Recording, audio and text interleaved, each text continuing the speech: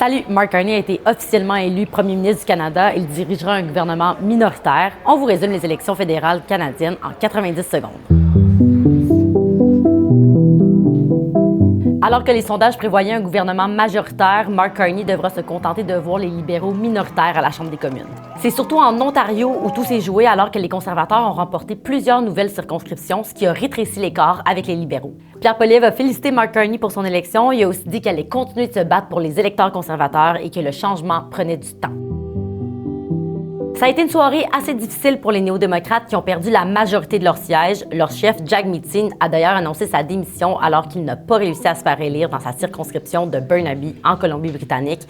Il va quitter son poste lorsque son successeur va être élu. Avec moins de 12 sièges, le NPD ne sera pas reconnu comme un parti officiel à la Chambre des communes. Le seul député orange québécois, Alexandre Boulris, a pour sa part remporté son 5e mandat consécutif.